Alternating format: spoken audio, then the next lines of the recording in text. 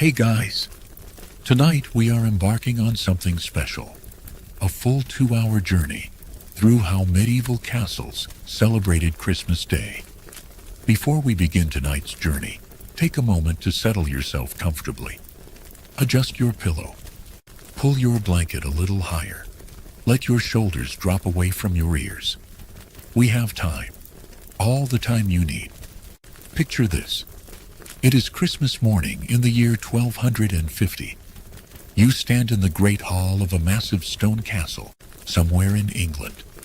The air is cold enough that you can see your breath, even though servants have been stoking fires since before dawn.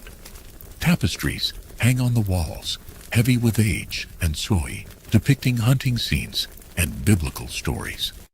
The smell of wood smoke mixes with something else, something green and fresh. Pine boughs and holly branches decorate every surface, their scent cutting through the usual mustiness of the ancient stones. So before you get comfortable, and I mean really comfortable because we are in for the long haul, take a moment to like the video and subscribe. But only if you genuinely enjoy what I do here. Drop a comment with your location and what time it is there. I see you. 3 a.m. squad. For those using this for sleep, I have designed the pacing to gradually slow over our 2 hours together. Hour 1 will keep you engaged. And by hour 2, well, sweet dreams. Now, dim those lights. Set your sleep timer if you are wise. Maybe turn on that fan for white noise. And let us ease into tonight's marathon journey together. You find yourself in this medieval castle on the most important feast day of the entire year. Christmas in the Middle Ages was not just one day. It was the beginning of 12 days of celebration that would transform the entire castle from its usual working routine into something magical. But today, Christmas Day itself, was the crown jewel of all those celebrations. The great hall where you stand is the heart of the castle. This massive room serves as dining hall, courthouse, reception area, and entertainment venue all rolled into one. The ceiling soars above you, supported by thick wooden beams blackened by centuries of smoke from the central hearth. The floor is covered with rushes, dried grasses, and herbs that crunch softly under your feet. Mixed into these rushes are lavender and rosemary, release their scent with every step. You notice the high table at the far end of the hall, elevated on a platform called a dais. This is where the lord and lady of the castle will sit, along with their most honored guests. The table is already being prepared by servants, who move with practiced efficiency. They spread fine linen cloths, the best the castle owns, reserved for exactly this kind of occasion. These cloths are white, or as white as medieval laundry techniques can achieve, which means they carry a slightly gray or cream tint. Other tables are being set up in the main body of the hall. These are long trestle tables, basically boards laid across wooden supports. After the feast, these tables will be taken down and stored, because this hall serves many Hey guys, tonight we are embarking on something special. A full 2-hour journey through medieval England and the incredible ways ordinary people survived winters that would absolutely terrify us. Yeah, you heard that right. 2 hours. Most of you will not make it past hour 1. And honestly, that is the point. Picture this. It is November in the year 1250. You are standing outside a small cottage in rural Yorkshire. The wind cuts through the valley like a blade made of ice itself. There is no central heating, no electric blankets, no running to the thermostat when you feel chilly. The sun sets at 4 in the afternoon, and it will not rise again until nearly 8 the next morning. 16 hours of darkness, 16 hours of cold that seeps into your bones and stays there. So before you get comfortable, and I mean really comfortable because we are in for the long haul, take a moment to like this video and subscribe. This is why 2 tunics are essential, not a luxury. Shoes require constant maintenance. The leather develops holes. You patch them with pieces cut from old shoes or scraps begged from the village cobbler. The ties break. You replace them with new leather strips or with cord twisted from wool or plant fibers. In the worst cold, some people wrap their shoes with cloth, adding an extra layer between leather and ice. This looks strange, but it works surprisingly well. Food preparation is another critical skill. Making pottage sounds simple. Throw ingredients in a pot. Add water. Cook. But good pottage, the kind that provides maximum nutrition from minimal ingredients, requires knowledge. You add the ingredients in the right order. Grains first, because they take longest to cook. Then dried legumes, peas or beans. Then root vegetables, turnips and onions. Leafy greens, if you have any dried ones, go in near the end, but only if you genuinely enjoy what I do here. Drop a comment with your location and what time it is there. I see you. 3 in the morning squad. For those using this for sleep, I have designed the pacing to gradually slow over our 2 hours together. Hour 1 will keep you engaged, and by hour 2, well, sweet dreams. Now dim those lights. Set your sleep timer if you are wise. Maybe turn on that fan for white noise. And let us ease into tonight's marathon journey together. You are walking toward that cottage now. Your boots, and they are not really boots but leather wrapped around your feet, and tied with cord, crunch through the frost-covered grass. Each breath creates a cloud in front of your face. The cottage ahead looks tiny by our standards. Maybe 20 feet long and 15 feet wide. The walls are made of wattle and daub, which means woven sticks covered in a mixture of mud, clay, straw, and yes, animal dung. You wrinkle your nose at the thought. But here is the thing. Meat, if you are fortunate enough to have it, can be added at any point, but adding it early allows its flavor to permeate everything. The pot simmers constantly. You add water as it evaporates, keeping the level consistent. You stir it regularly to prevent burning on the bottom. Each stirring redistributes the ingredients, ensuring everything cooks evenly. The pottage thickens gradually over hours, the grain swelling and absorbing liquid, the vegetables breaking down and releasing their substances into the broth. By evening, you have a thick, nourishing meal that has required minimal active work, but constant attention. Bread making is a weekly task, usually done communally. The village has a communal oven, a large stone structure maintained by the Lord, but available for use by villagers for a small fee. Women gather once a week with their bread dough, already prepared and risen at home. That mixture, when it dries, creates a surprisingly effective barrier against the wind. The roof is thatched, bundles of wheat straw and reeds layered so thick that it measures almost 2 feet deep at the peak. This matters more than you might think. That thick thatch traps air, and trapped air means insulation. The medieval builders did not understand the science of thermal barriers, but they understood through centuries of trial and error that thick thatch kept the heat inside. You reach the door. It is small, very small. You would need to duck your head significantly to enter, and you are not particularly tall by modern standards. This is deliberate. A smaller door means less heat escapes every time someone enters or leaves. The door itself is made of thick oak planks held together with iron nails that someone hammered out by hand at the village forge. There is no doorknob. They mark their loaves with distinctive patterns so they can identify which loaf is theirs after baking. The oven is heated by burning bundles of brushwood inside of it until the interior stone glows with heat. Then the coals are raked out. The loaves are inserted with long wooden paddles, and the opening is sealed. The residual heat of the stone bakes the bread over the next hour. This method is efficient because one heating of the oven bakes bread for the entire village. It is also safer because only one large fire is created, rather than 30 cottage fires attempting to bake bread. But it requires coordination. Everyone must prepare their dough to be ready on the same day. Everyone must wait their turn at the oven. Social bonds are strengthened through these shared tasks, conversations happening while waiting, information exchanged, grievances aired, community maintained. Water management becomes critical in winter. Just a simple wooden latch on the inside and a leather strap hanging through a hole so you can pull it open from outside. You pull that strap now. The door swings inward with a creak. Immediately, you feel warmth on your face.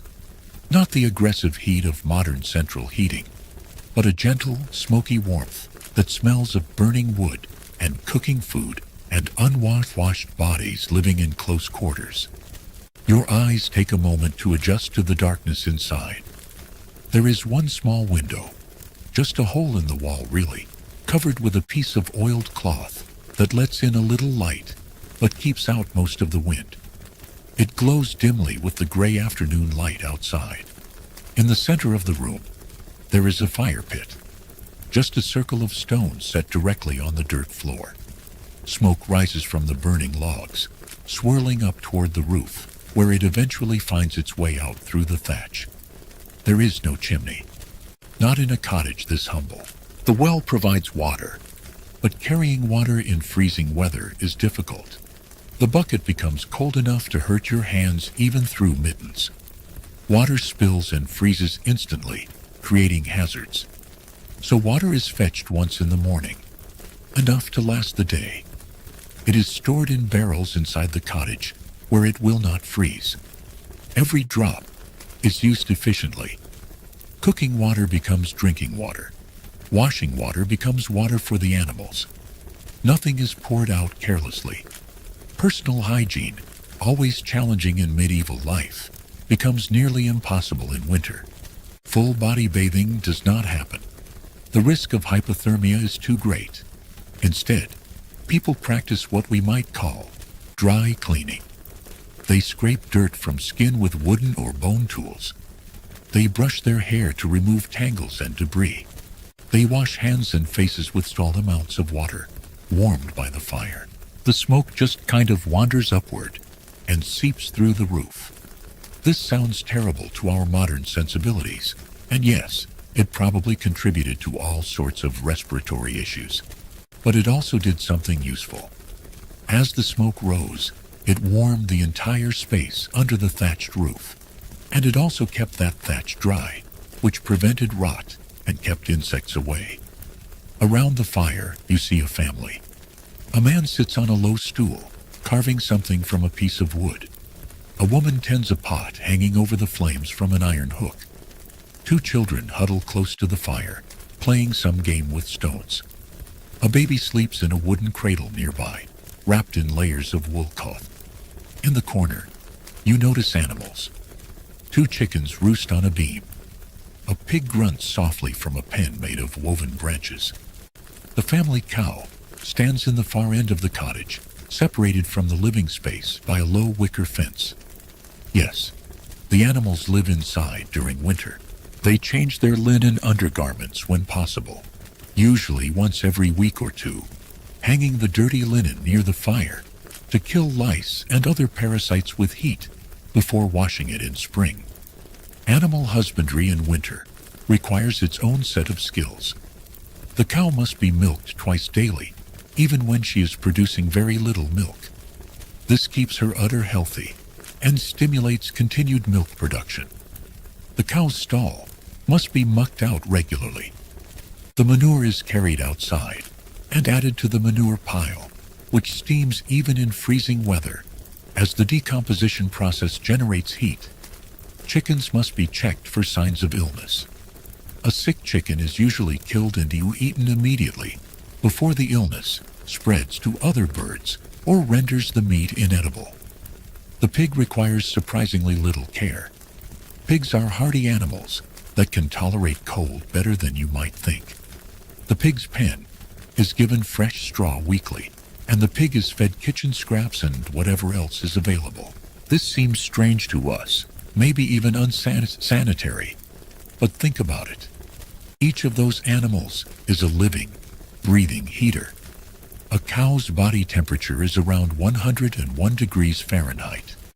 That is a lot of warmth in an unheated CCC. The chickens, the pig, they all contribute their body heat to the cottage. Plus, having the animals inside means they survive the winter, which means milk and eggs and eventually meat for the family. In medieval England, losing your livestock to winter cold could mean starvation before spring arrived. The floor under your feet is packed earth, hard as concrete from years of being walked on. There is fresh rushes and straw scattered across it, changed maybe once a week if the family is fastidious, less often if they are not. This floor covering serves multiple purposes. It provides a little insulation from the cold ground below. It absorbs spills and animal waste. And when it gets too dirty, you just sweep it out and lay down fresh material. In return, the pig will provide meat in late winter or early spring. Butchering a pig is a major event, usually done communally, and provides not just meat, but also lard for cooking, skin for leather, bones for tools, and intestines for sausage casings. Every part of the pig is used. Nothing is wasted. These skills, mundane and practical, make the difference between survival and death. A family that manages their fire well stays warm. A family that manages their food well stays fed. A family that maintains their clothes stays protected from the elements. And a family that works together, each member contributing according to their abilities, stands the best chance of seeing spring. As January deepens and the nights stretch even longer, the cottage becomes a place where stories are told. This is entertainment, yes, but it is also education and cultural transmission. Stories teach lessons, preserve history, and make the long dark hours pass more quickly. Simple, effective, very medieval. You notice the walls more carefully now. That wattle and daub construction creates walls about 6 inches thick. On the inside, the daub has been smoothed and whitewashed with lime, which brightens the dark interior and helps reflect the firelight.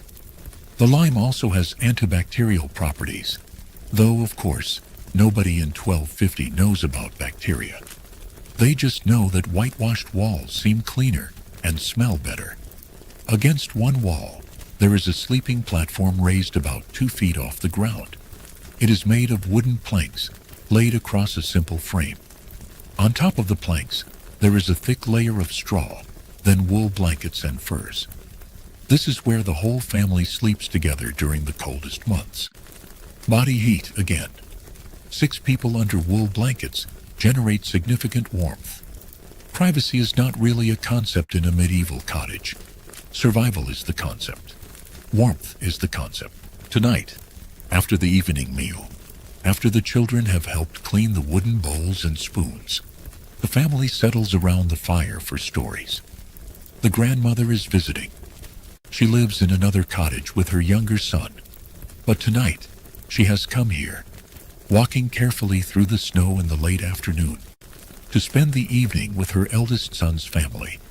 She is old by medieval standards, perhaps 60 years, her face deeply lined, her back bent from a lifetime of work. But her mind is sharp, and she knows many stories. She begins with a tale from her own childhood. She tells of the great winter when she was a girl, the winter when the snow fell for 40 days and 40 nights, and rose higher than a man's head. She tells how the village was completely cut off, no one able to travel in or out. She tells how the food ran short, and how people began to eye each other's stores with desperation. She tells how the priest led prayers every day, begging God for mercy. Making it through until spring is the concept that drives every decision about shelter and living arrangements. Above the sleeping platform, you see bundles of dried herbs hanging from the rafters. Rosemary, thyme, sage. These serve double duty. They provide seasoning for the endless pottage that simmers over the fire, and their scent helps mask the smell of people and animals living in very close quarters. without much opportunity for bathing. Medieval people were not as dirty as stereotypes suggest, but winter bathing was minimal because getting wet in freezing temperatures could literally kill you. The roof beams above are blackened with years of smoke. They gleam slightly in the firelight, that black coating actually helping to preserve the wood. The smoke treatment, accidental though it may be, acts as a preservative and insect repellent. These roof timbers might last 50 years or more, despite the constant exposure to smoke and moisture from below. And she tells how. Finally, the snow stopped, and the sun came out, and the slow work of digging out began. The children listen with wide eyes. They try to imagine snow higher than a man's head. They cannot quite picture it, but they know their grandmother is telling the truth. She was there. She survived it. This gives them hope. If she survived that terrible winter, then surely they can survive this one, which is hard, but not that hard. The grandmother moves to another story, this one older. She heard it from her grandmother, who heard it from her grandmother. It is the story of the village's founding, or at least the version of it that has been preserved through oral tradition. Long ago, before anyone now living was born, before their grandparents were born, a group of families came to this valley. They were fleeing something, though what exactly has been lost to time. Perhaps they were fleeing Norman lords after the conquest. Perhaps they were fleeing famine in another region. You step back outside, closing that small door carefully behind you. The cold hits you again immediately, making you appreciate the warmth of that smoky cottage interior. Around you, the village stretches out. Perhaps 30 cottages like the one you just left, scattered along a muddy lane. Smoke rises from each roof, gray columns against the gray November sky. The village sits in a valley, which provides some protection from the worst winds that scream across the Yorkshire moors in winter. Location mattered enormously for medieval settlements. This village sits near a stream, which is crucial. Even when the stream freezes over in the depths of January, you can break through the ice to get water. The village also nestles against a forest, which provides the endless supply of wood needed to keep those cottage fires burning from October through April. The reason does not matter. What matters is that they came here, to this empty valley, and they began to build. They built the first cottages where the village now stands. They cleared the forest, where the fields now stretch. They dug the well that still provides water. They built the church, or at least the first simple version of it, which has been rebuilt and expanded over the generations. They planted the first crops. Some years the crops failed and people died.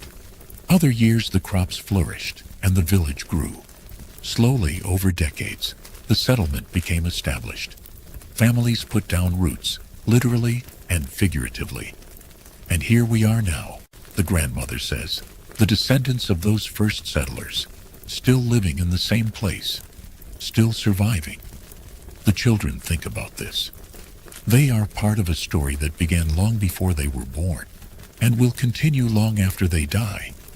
This is comforting in a way. They are part of something larger than themselves. And the valley itself, the way it cups the village in a gentle depression, creates a microclimate that is perhaps 5 or 10 degrees warmer than the exposed hilltops just a mile away. You walk down the lane now, passing other cottages. Each one is similar, but slightly different. Some have stone foundations lifting the wooden wall a foot or two above the ground. This is a sign of a more prosperous family. That stone foundation prevents moisture from the ground from rotting the wooden frame of the walls. It also creates a small crawl space underneath where the family can store root vegetables. Turnips, parsnips, onions. Down there in the dark, protected from the worst cold by the earth itself, these vegetables will last most of the winter. One cottage you pass has a small addition built onto its side. You peer inside through a gap in the wattle and daub. It is a storage room, just 6 feet by 6 feet, with no windows at all. Sacks of grain are stacked inside. Dried peas. The cottage they live in stands where other cottages stood before. The fields their father plows were plowed by their grandfather and great-grandfather here. There is continuity here, a sense of permanence, even in the midst of winter's impermanence. The man, the children's father, tells a story next. His story is more recent, more personal. He tells about the year he was 12, the year his own father died in a farming accident. A plow ox, startled by something, bolted and dragged the plow over his father, crushing his chest. He died within minutes, there in the field, with his son standing helplessly by. The boy became the man of the family overnight. He had to take on his father's responsibilities. He had to plow the fields. He had to make decisions. He had to provide for his mother and younger siblings. It was hard, he says, his voice quiet in the firelit darkness.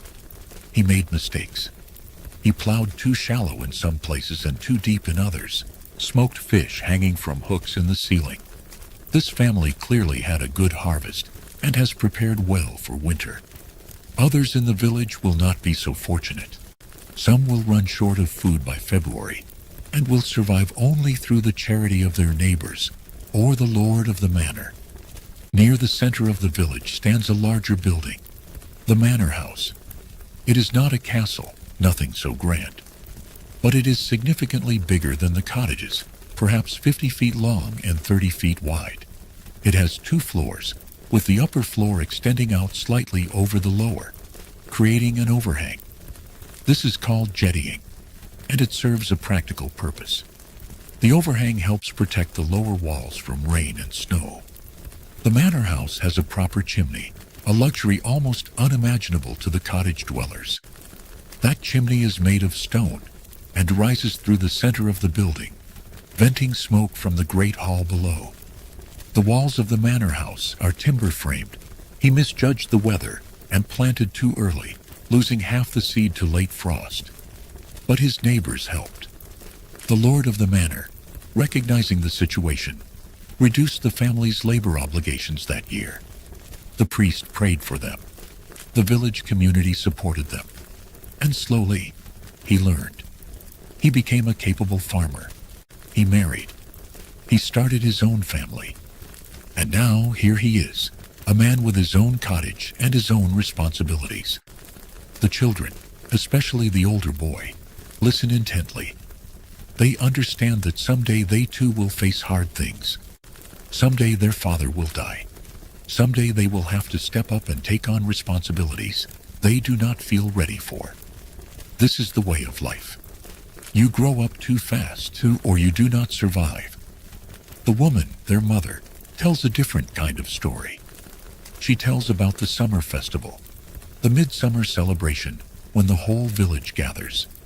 She describes the music, instruments, brought out and played. You can see the dark wooden beams forming squares and triangles, with the spaces between filled with wattle and daub, or sometimes brick. The timber frame technique is stronger than the simple wattle and daub construction of the cottages. It can support that second floor and the heavier tiled roof. Yes, tiles instead of thatch. Ceramic tiles that will not rot and will not catch fire from sparks. Another sign of wealth and status. You walk past the manor house toward the church. Every village has a church. The one stone building that will outlast all these wooden structures. The church is built of gray stone, quarried from somewhere miles away, dragged here by ox carts over muddy roads. Building a stone church takes years, sometimes decades. This one was completed 80 years ago, and it will still be standing 800 years from now, long after every cottage in the village has crumbled to dust. The church is cold inside. Stone is not good insulation. Simple instruments, drums and pipes and fiddles, but making cheerful sounds that make people want to dance. She describes the dancing. Circles of people holding hands and moving together. She describes the food, more food than anyone usually sees, shared communally. She describes the games, races and contests of strength and skill. She describes the courting, young people pairing off and walking together, and with luck, pledging themselves to each other. This story is about hope. Winter will end. Summer will come.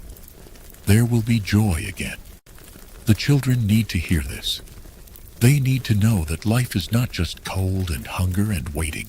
Life is also music and dancing and full bellies and warm sunshine. Hold on to that hope.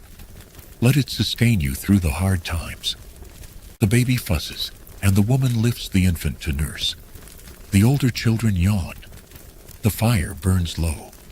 The grandmother pulls her cloak tighter around her shoulders. But the church has thick walls, sometimes 4 feet thick at the base, and those walls break the wind. During the worst winter storms, the entire village might shelter in the church. Families pack inside, bringing blankets and food, and they simply wait out the blizzard in the relative protection of those stone walls. The shared body heat of 200 people can raise the temperature inside the church by 20 or 30 degrees, even without a fire. You notice the churchyard. Graves, of course, but also something else. Between the graves, there are mounds of earth. These are ice houses, or rather root cellars dug deep into the ground. The church, being communal property, often maintains these storage pits where villagers can keep food during the coldest months. Down there, 6 or 8 feet below the surface, the temperature remains relatively constant. Not warm, but not the brutal freezing cold of the surface either. Turnips stored down there will last until March. Soon she will need to return to her own cottage, but not just yet. For now, this moment is enough. Family together, stories shared. The ancient rhythm of human life continuing as it has for uncountable generations. Outside, the wind picks up. Everyone in the cottage hears it, that sound of wind against thatch. The cottage walls, those wattle and daub constructions, creak slightly, but the walls hold. The roof holds. The fire glows. The family is safe. This is what shelter means, not just physical protection, but also emotional safety. A place where stories can be told and heard, where the past can be honored and the future can be imagined. Eventually, the grandmother rises. It is time for her to go. The man offers to walk her back to her cottage. She accepts gratefully. They bundle up in their warmest clothes, and he lights a torch, a stick with one end wrapped in pitch-soaked cloth. The torch flame dances in the wind as they step outside. Apples until February. Survival measured in months of stored food. Beyond the village, you see the fields. They look desolate now in late autumn. The wheat and barley and oats have all been harvested. The fields are stubble and mud. But look more carefully. Do you see those low ridges running across the fields? Those are the remains of the ridge and furrow plowing system. The fields have been plowed into long raised beds with furrows between them. This serves multiple purposes. The ridges drain better than flat ground, which means crops are less likely to rot in the wet English climate. And in winter, those ridges and furrows create a pattern of air circulation that helps prevent the complete freezing of the topsoil. Near the edge of the fields, you see haystacks, huge mounds of hay, carefully thatched on top to shed rain and snow. Each haystack is perhaps 15 feet in diameter and 8 feet tall. These represent survival for the village livestock. They walk slowly through the dark village, the torch throwing wild shadows. At her cottage, she turns and embraces her son briefly. "Thank you for the stories," she says. "Thank you for coming," he replies. "Stay warm," she tells him. "You too," he answers. Then she is inside, and he is walking back, the torch still burning, lighting his way home. He returns to his own cottage and closes the door against the night. His wife is already getting the children settled for sleep. The sleeping platform is prepared. The blankets are arranged. The fire is banked for the night. He removes his outer clothes and climbs onto the platform with his family. Another day has ended. Another night begins. And in the darkness, with the wind still howling outside, he thinks about the stories they told tonight, and about the stories that will be told about them someday, when they too are gone, and their children's children wonder what life was like in these times. The cows and oxen and horses need to eat all winter, and there is no fresh grass from November until April. So all summer, the villagers cut grass and wild plants from any land not used for grain crops. They dried it in the sun, raked it into piles, and built these haystacks. Each stack might weigh several tons. The village has a dozen such stacks, hopefully enough to feed all the animals until spring. You walk toward the forest edge now. The trees are bare. Their black branches stark against the gray sky. This forest is not wild. It is managed carefully by the lord of the manor. Villagers have rights to collect fallen deadwood for their fires, but they cannot cut living trees without permission. Every dead branch on the ground represents fuel for someone's cottage fire. You see a woman and her daughter dragging a branch back toward the village. It is perhaps 8 feet long and as thick as your arm. Let us consider now the animals who share the cottage through these long winter months. They are more than just resources, though certainly they are that. They are also companions in survival, living creatures enduring the same cold and darkness as the human family. Understanding their experience helps us understand the cottage ecosystem more completely. The cow stands in her corner, separated from the human living space by that low wicker fence. She is a small cow, by modern standards, perhaps 800 pounds, a mixed breed suited to the local climate. Her name is Brownie, though the family rarely uses it. She is simply the cow, their cow, essential to their survival. In summer, she grazed in the common pasture, eating fresh grass and producing 2 or 3 gallons of milk daily. Now, in the depths of winter, she eats dried hay and produces maybe half a gallon on a good day. Brownie is bored. They will spend an hour sawing it into pieces small enough to burn, and those pieces will fuel their cottage fire for maybe 2 days. Deeper in the forest, you see evidence of coppicing. This is a way of managing trees for continuous wood production. A tree is cut down close to the ground, and then the stump sprouts multiple new shoots. After 7 or 10 years, those shoots are thick enough to harvest. They are cut, the stump sprouts again, and the cycle continues. A single coppiced oak tree can provide useful wood for hundreds of years. The medieval foresters understood this.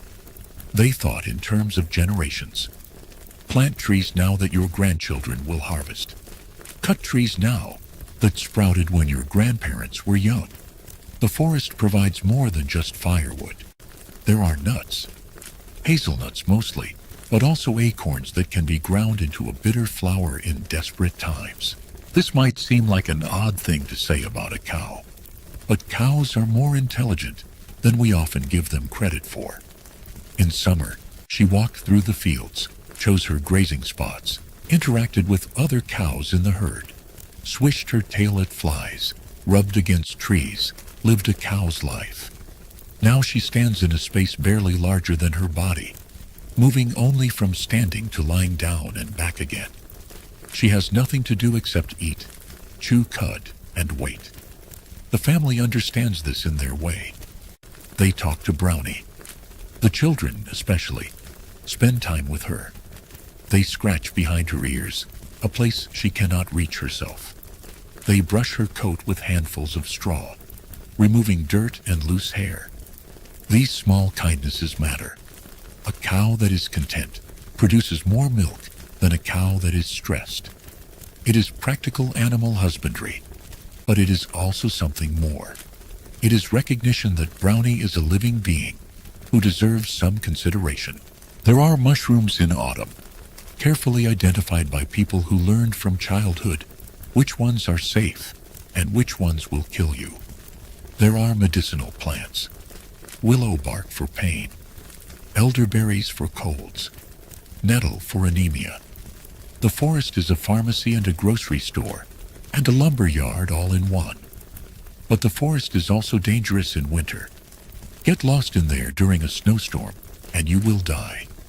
Your body will be found in spring, if it is found at all. So people venture into the forest carefully, in groups, during daylight hours. They know the paths. They know the landmarks. They take no chances because winter gives no second chances to the careless or the unlucky. Let us go back inside that first cottage now. The afternoon is fading, and the temperature is dropping. The family is preparing for the night, and you can watch them go through routines perfected over generations. The man has finished his carving. He stands and moves to the door, checking the leather hinges. At night, Brownie lies down on the straw bedding that is refreshed weekly. She folds her legs beneath her body and closes her eyes. She does not sleep deeply. Cows are prey animals, evolved to stay alert even while resting. But she rests, her breathing slow and steady, her body generating warmth that rises and helps heat the cottage. In the darkest hours, when the fire has burned low and the cold is most intense, Brownie's body heat makes a measurable difference. She is a living furnace, producing perhaps as much warmth as a small space heater would, all from the simple act of being alive and metabolizing hay. The chickens have a different experience of winter. There are 3 hens and no rooster, because roosters are noisy and eat more than they produce. The hens roost on a beam that runs across the cottage, about 7 feet off the ground. This is their domain. One is fraying. He makes a mental note to replace it before the leather breaks completely in the cold. A door that does not close properly is a door that lets heat escape, and wasted heat is wasted firewood. And wasted firewood might mean freezing in February, when the wood pile runs low. The woman lifts the pot from the fire hook. Inside is pottage, the eternal medieval meal. It is a thick stew made from whatever is available. Tonight, it contains barley, dried peas, onions, turnips, and a few small pieces of salted pork. She has been adding to this pot for 3 days, letting it simmer constantly over the fire. Tomorrow, she will add more water and more ingredients. The pot rarely empties completely. This is efficient cooking because once the fire is going, you might as well use it to cook food all the time, rather than starting and stopping. She ladles pottage into wooden bowls. The family gathers around the fire to eat. There is a hierarchy even here. They fly up there each evening as darkness falls, finding their preferred spots through some chicken hierarchy the humans do not fully understand. They fluff their feathers, tucking their heads under their wings, and enter a state of sleep deeper than the cows rest. Chickens are descended from tropical jungle birds.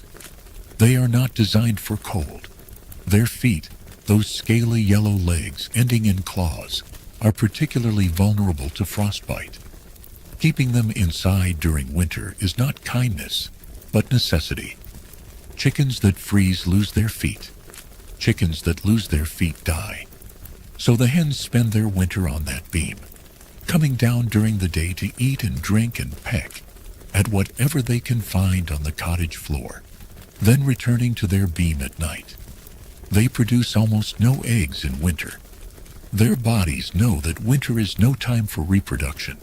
Eggs require resources, protein and calcium, pulled from the hen's body.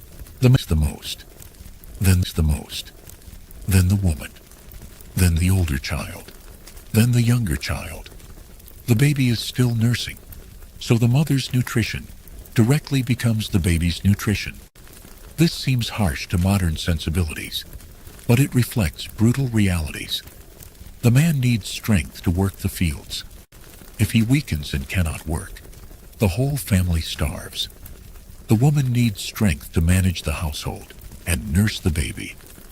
The children are next in importance. Everyone eats, but everyone understands the priority. After the meal, the woman adds more wood to the fire. Not too much. Firewood must be rationed carefully. The family has calculated that their woodpile should last until April, but an unusually cold winter or a wet spring could throw off those calculations. Better to be slightly cold now than to run out of wood in March when the pile is empty and the forest is buried under 3 feet of snow. The children help their mother lay out the sleeping arrangements. In summer, when food is abundant, a hen can produce an egg every day or two. Hey guys, tonight we are embarking on something special. A full 2-hour journey through medieval England and the incredible ways ordinary people survived winters that would absolutely terrify us. Yeah, you heard that right. 2 hours. Most of you will not make it past hour 1. And honestly, that is the point. Picture this. It is November in the year 1250. You are standing outside a small cottage in rural Yorkshire. The wind cuts through the valley like a blade made of ice itself. There is no central heating, no electric blankets, no running to the thermostat when you feel chilly. The sun sets at 4 in the afternoon, and it will not rise again until nearly 8 the next morning. 16 hours of darkness, 16 hours of cold that seeps into your bones and stays there. So before you get comfortable, and I mean really comfortable because we are in for the long haul, take a moment to like this video and subscribe. This is why 2 tunics are essential, not a luxury. Shoes require constant maintenance. The leather develops holes. You patch them with pieces cut from old shoes or scraps begged from the village cobbler. The ties break. You replace them with new leather strips or with cord twisted from wool or plant fibers. In the worst cold, some people wrap their shoes with cloth, adding an extra layer between leather and ice. This looks strange, but it works surprisingly well. Food preparation is another critical skill. Making pottage sounds simple. Throw ingredients in a pot. Add water. Cook. But good pottage, the kind that provides maximum nutrition from minimal ingredients, requires knowledge. You add the ingredients in the right order. Grains first, because they take longest to cook. Then dried legumes, peas or beans. Then root vegetables, turnips, and onions. Leafy greens, if you have any dried ones, go in near the end, but only if you genuinely enjoy what I do here. Drop a comment with your location and what time it is there. I see you. 3 in the morning squad. For those using this for sleep, I have designed the pacing to gradually slow over our 2 hours together. Hour 1 will keep you engaged, and by hour 2, well, sweet dreams. Now dim those lights. Set your sleep timer if you are wise. Maybe turn on that fan for white noise. And let us ease into tonight's marathon journey together. You are walking toward that cottage now. Your boots, and they are not really boots but leather wrapped around your feet, and with cord, crunch through the frost-covered grass. Each breath creates a cloud in front of your face.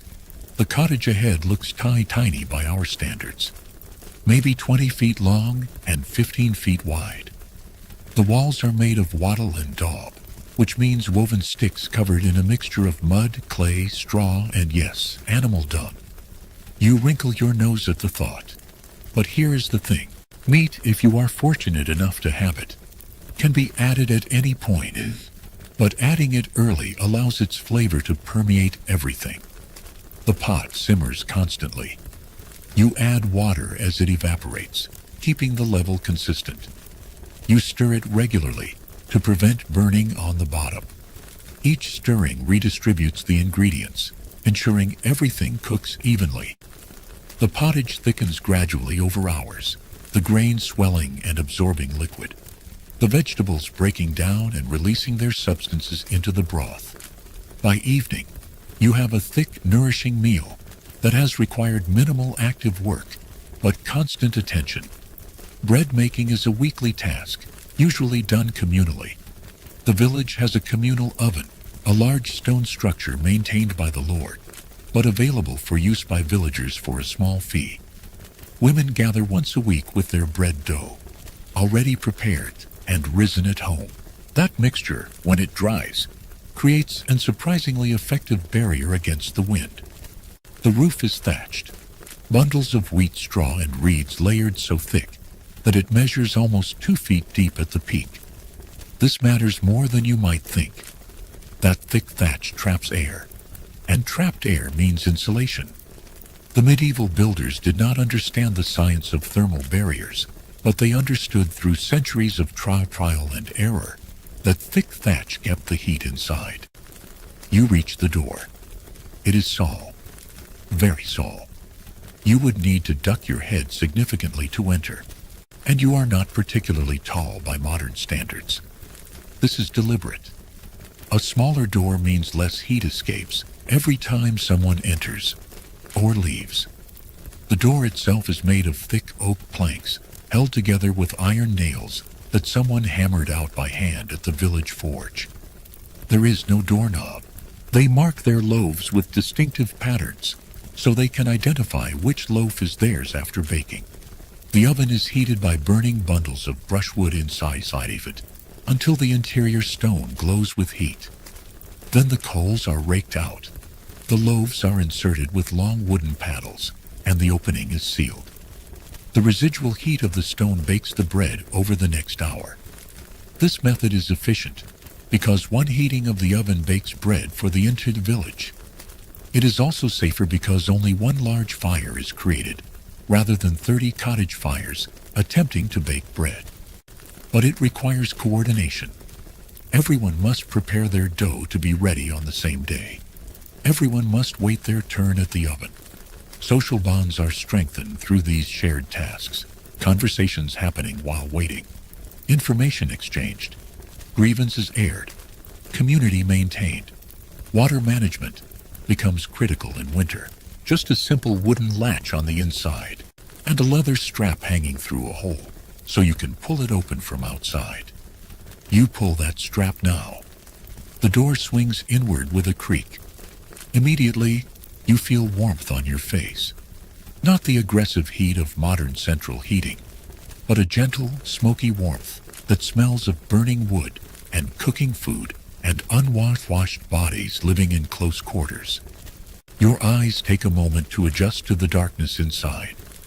There is one small window, just a hole in the wall really, covered with a piece of oiled cloth that lets in a little light, but keeps out most of the wind. It glows dimly with the gray afternoon light outside. In the center of the room, there is a fire pit, just a circle of stones set directly on the dirt floor. Smoke rises from the burning logs, swirling up toward the roof, where it eventually finds its way out through the thatch. There is no chimney. Not in a cottage this humble. The well provides water, but carrying water in freezing weather is difficult.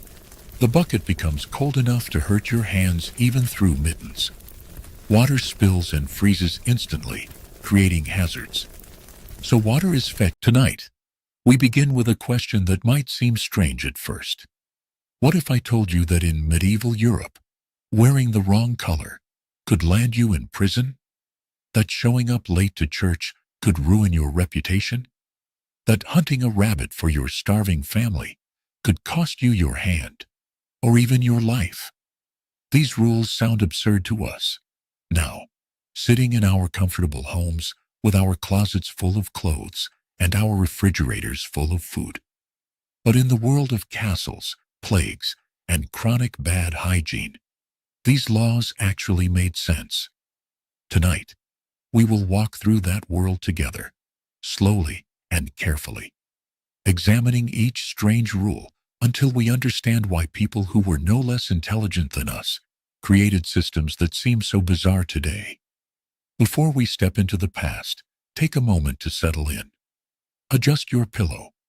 Pull your blanket a little higher. Dim your screen if you are reading along, or simply close your eyes if you are listening. We have hours together tonight, and there is no rush. No drama awaits us, no shocking twists. Just the slow unfolding of ordinary lives lived centuries ago. Lives that were harder than ours in almost every way, yet also strangely familiar. Because beneath all the strange laws and customs, medieval people worried about the same things we do. They wanted to keep their families safe. They wanted to put food on the table. They wanted their children to survive. And they wanted, desperately, to make sense of a world that often seemed determined to destroy them.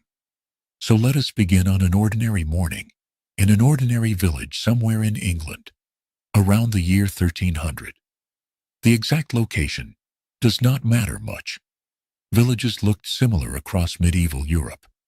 The exact year is flexible too. The high Middle Ages lasted for centuries, and life changed slowly back then. What matters is the person we are about to meet. His name is Thomas. He is 35 years old, though he looks 50 to our modern eyes. Life has worn him down in ways we can barely imagine. He is a wool carder by trade, which means he spends his days combing raw wool to align the fibers before they can be spun into thread. It is tedious, repetitive work that leaves his hands cramped and aching. But it is work, and work means survival. Thomas wakes in darkness, as he does every morning. His home, if we can call it that, is a single-room dwelling made of wattle and daub. The walls are woven sticks covered in a mixture of mud, straw, and animal dung that has dried into something resembling plaster. The roof is thatch, which keeps out most of the rain, but invites mice, birds, and insects to nest in the dried grass above his head. The floor is packed dirt, damp and cold even in summer. In winter, it sometimes turns to mud. He sleeps on a pile of straw, covered with a rough woolen blanket. His wife, Margaret, lies beside him, and their 2 surviving children sleep at their feet. They had 4 children once, but 2 died in infancy, as children so often did. Thomas no longer speaks their names. The grief is too heavy, and there is always more work to do. The darkness outside is beginning to lighten, turning from black to deep blue. Thomas knows this without seeing it, knows it in his bones after decades of waking at the same hour. He sits up slowly, his back protesting. At 35, his spine already aches constantly from years of bending over his work. He coughs, a wet rattling sound that has been with him for months. Everyone coughs in winter. The smoky air inside these cramped houses never clears properly, and lungs suffer for it. He reaches for his tunic, feeling for it in the darkness. It is his only tunic, made of undyed wool that was once brown, but has faded to a grayish shade that matches everything else in his life. The wool is scratchy against his skin, but he is so used to the sensation that he barely notices anymore. He pulls on his brace, simple cloth trousers that tie at the waist, and then his worn leather shoes. One shoe has a hole near the toe. Margaret patched it twice, but the leather is so old that it keeps splitting. He will have to buy new shoes soon, or go barefoot, and neither option is good. New shoes cost money they do not have. Bare feet in winter mean frostbite. Thomas stands, careful not to wake his family, and moves toward the door. But as he reaches for the wooden latch, he pauses. He looks down at himself, at his plain tunic and worn shoes, and a thought crosses his mind. Yesterday, at the market, he saw a merchant wearing a tunic trimmed with fur. Just a small strip of rabbit fur along the collar. Nothing fancy. But it looked warm. It looked comfortable. And for a moment, Thomas allowed himself to imagine wearing something like that. Then he remembered the law, and he pushed the thought away. Because in medieval Europe, Thomas is not allowed to wear fur trim. He is not allowed to wear bright colors, fine fabrics, or anything that might make him look like he belongs to a higher social class. This is the law, as real and enforceable as any modern regulation. And if Thomas were to somehow acquire a fur-trimmed tunic and wear it in public, He would not just face social disapproval. He would face legal punishment, a fine he could not possibly pay, public humiliation, perhaps even jail time, sitting in a cold cell while his family starved without his labor. This is where our journey begins tonight, with Thomas standing in his dark hovel, wearing his scratchy wool, accepting his place in the world. Not because he is stupid or lacks ambition, but because the law has made it clear your clothes define who you are, and stepping outside those definitions is a crime. The law that kept Thomas in his scratchy wool was called a sumptuary law. The word sumptuary comes from the Latin word sumptus, meaning expense or cost. These were laws that regulated consumption, particularly of luxury goods. And in medieval Europe, they were everywhere. Sumptuary laws told you what you could wear based on your social class. If you were a peasant, you wore wool. Dull, scratchy, undyed wool in shades of brown, gray, and beige that matched the dirt you worked in. The wool came from local sheep, was spun by local women, and woven into rough cloth that lasted for years if you took care of it. This was your uniform, your daily armor against the cold, and you could not change it, no matter how much you might want to. If you were a merchant or a craftsman, someone who had managed to accumulate a bit of wealth, you might be allowed to wear better quality wool, perhaps dyed in a modest color, like green or blue, perhaps with a slightly finer weave that did not itch quite as much. But there were limits. No silk, no velvet, no fur trim unless you held specific ranks within your guild. No bright reds or purples, because those colors were reserved for nobility. And if you were noble, oh, then the world of fashion opened before you like a treasure chest.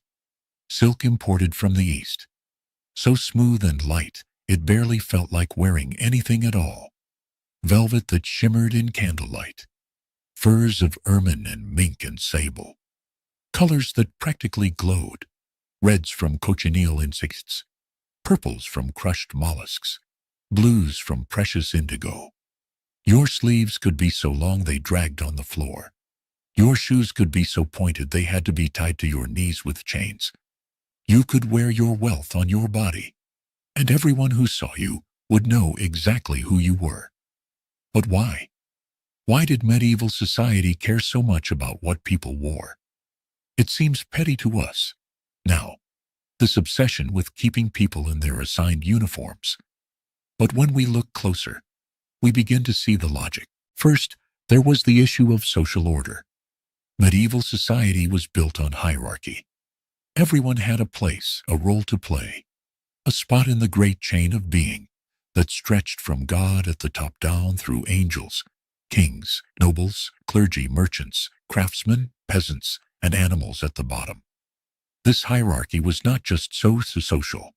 It was believed to be divinely ordained, part of God's plan for the universe. And if that hierarchy was going to work, people needed to be able to see it. They needed to be able to tell at a glance who was important and who was not, who they should bow to and who should bow to them. Clothes made this visible. A noble in silk was instantly recognizable. A peasant in rough wool was equally obvious. But if a wealthy merchant started dressing like a noble, the whole system became confused. What if someone bowed to the wrong person? What if a common man gave orders to a knight, not realizing the knight's true rank? The horror of this possibility kept lawmakers awake at night. Second, there was economics. Nobles did not want peasants spending money on fancy clothes for a very practical reason. They wanted that money for themselves. Peasants paid rent to their landlords. They paid taxes to their local lords and to the king. They paid tithes to the church. Every coin a peasant earned was supposed to flow upward through the social hierarchy, not be wasted on frivolous things like comfortable clothes. If a peasant somehow saved enough money to buy a silk scarf or a velvet cap, the nobility saw that as theft. Not legal theft exactly, but a kind of moral theft. That money should have gone to rent, to taxes, to the people at the top of the system who, in their minds, deserved it. A peasant in fancy clothes was not just breaking sumptuary law.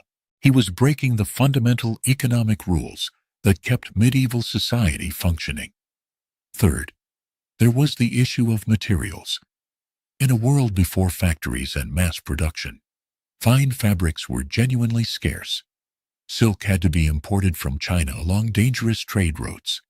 Purple dye came from sea snails that had to be harvested by hand, tens of thousands of them, for a single garment.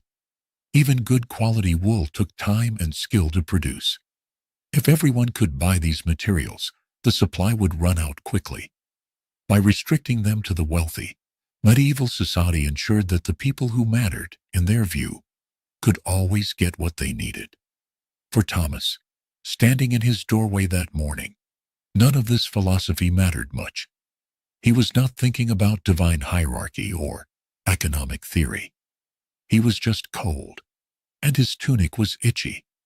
And somewhere in the back of his mind was the persistent, nagging wish that life could be a little bit softer. But wishes changed nothing. The law was the law. And so Thomas stepped out into the pre-dawn darkness, wearing his assigned uniform, heading toward another day of work that would barely earn him enough to survive. Thomas walked through the village as the sky slowly lightened from deep blue to pale gray. Around him, other people were emerging from their own small dwellings, all dressed in variations of the same rough wool. The men wore tunics and brays. The women wore long dresses called kirtles, with aprons over them. Everyone wore head coverings. Men wore simple caps or hoods. Women wore linen veils that covered their hair completely, as modesty required. The uniformity was striking. If you could see the village from above, you would see a sea of brown and gray figures, moving through brown and gray streets toward their various tasks. The only spots of color came from the church, where the priest wore robes of white and gold, and from the manor house on the hill, where the local lord and his family lived behind walls of pale stone. Thomas's destination was the small workshop where he worked alongside 3 other wool carders. The workshop belonged to Master Edmund, a wool merchant who owned several properties in the village and employed perhaps 20 people in various stages of wool production. Shepherds tended his sheep. Shearers cut the wool. Washers cleaned it in the river. Carders like Thomas prepared it for spinning. Spinners turned it into thread. Weavers made it into cloth. And finally, Edmund sold the finished cloth at market, taking a profit at each stage.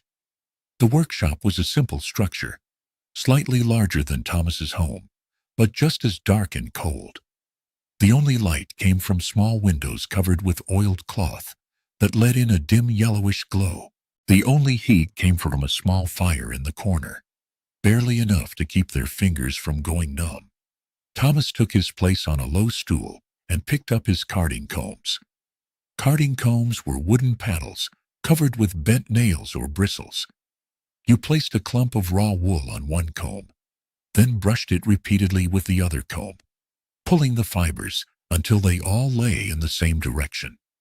It took dozens of strokes to prepare just a small handful of wool, and Thomas needed to prepare pounds of it every day.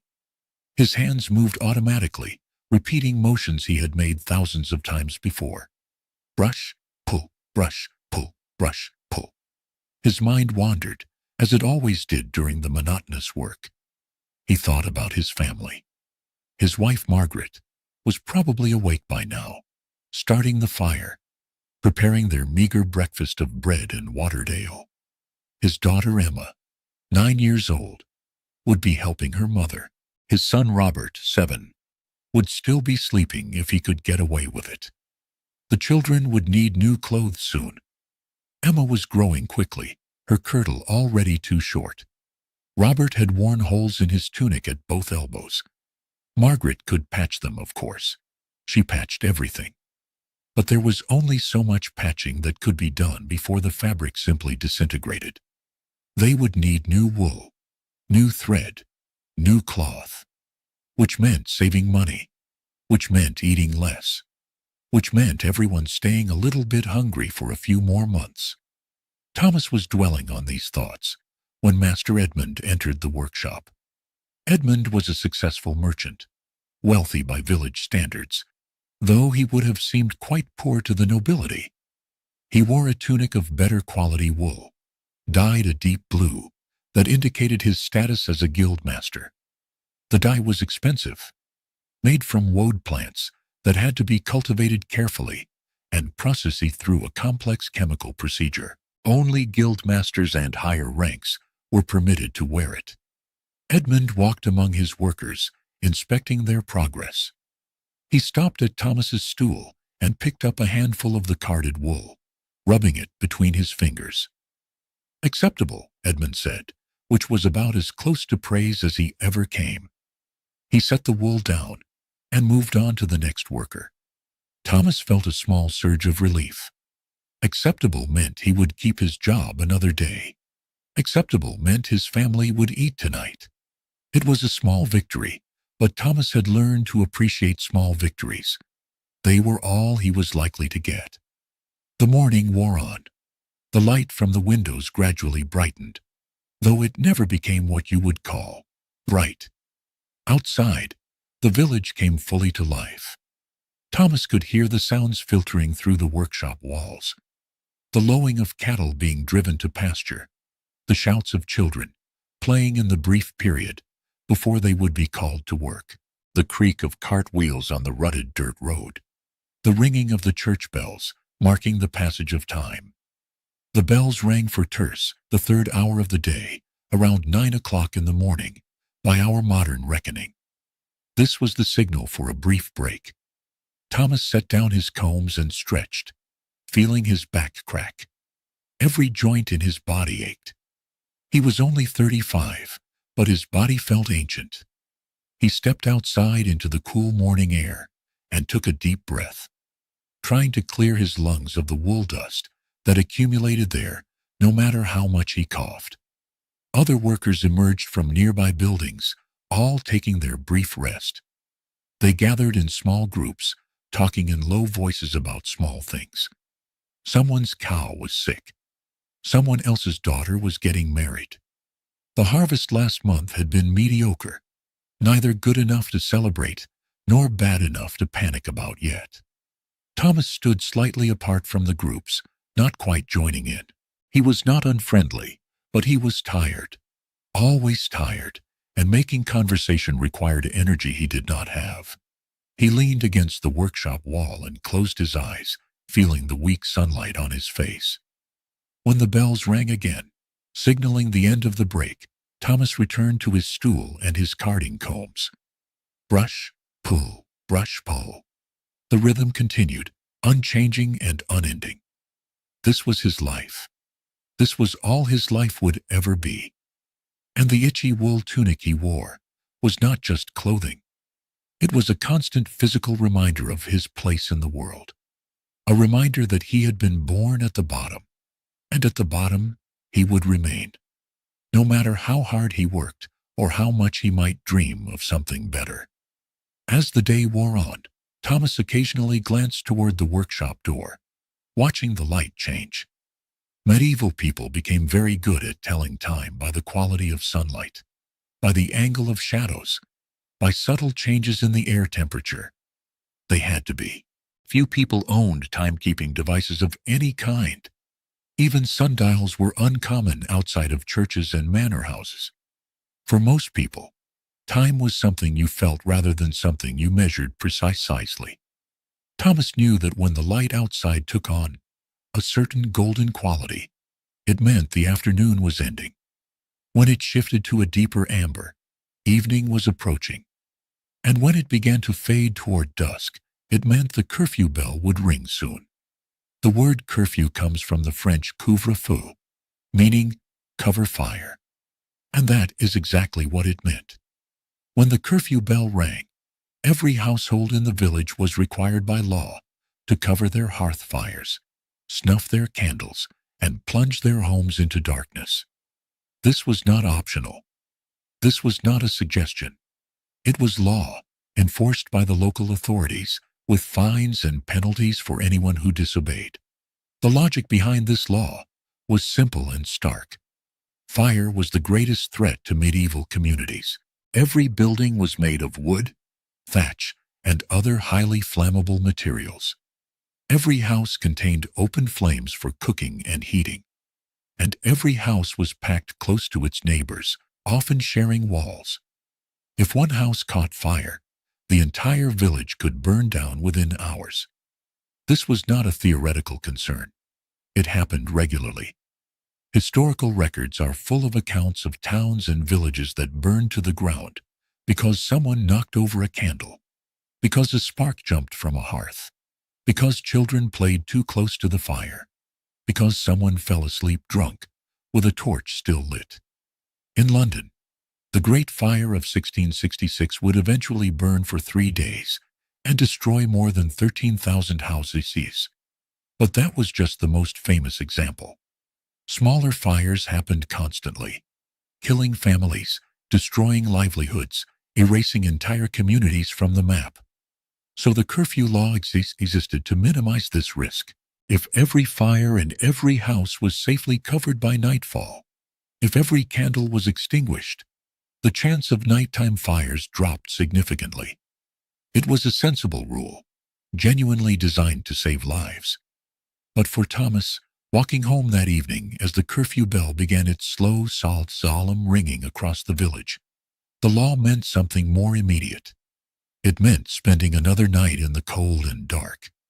Thomas arrived home as the last notes of the curfew bell faded away. Margaret had a small fire going in their stone hearth, and the family gathered around it for their evening meal. It was not much. A pot of pottage, a thick soup made from whatever vegetables and grains they had on hand. Tonight it was barley, onions, and turnips, flavored with a bit of salt and some herbs that Margaret had dried last summer. There was also bread, dark and dense, the kind that filled your stomach, even if it did not exactly satisfy your hunger.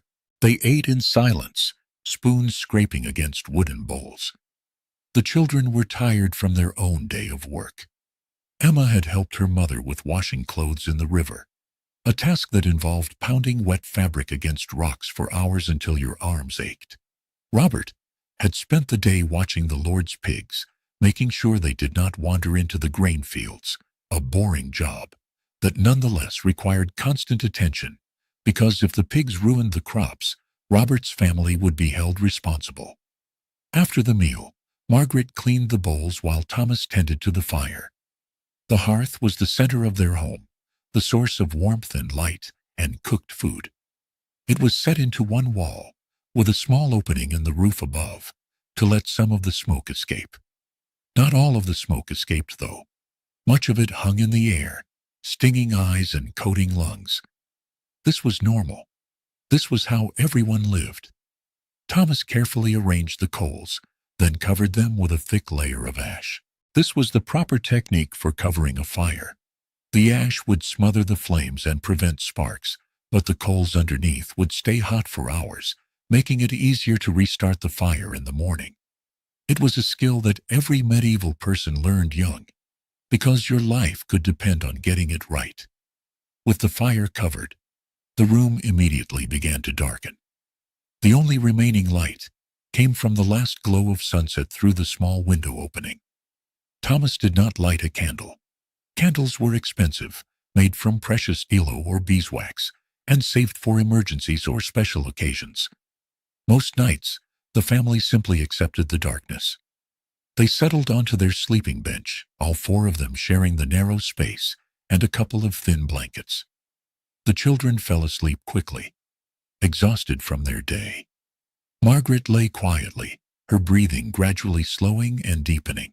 But Thomas remained awake for a while, staring into the darkness, his mind restless, despite his body's exhaustion. The darkness was complete.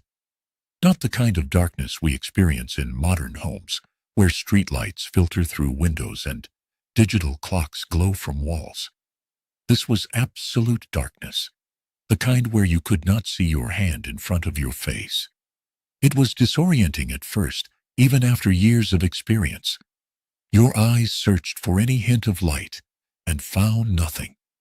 In this darkness, sounds became magnified.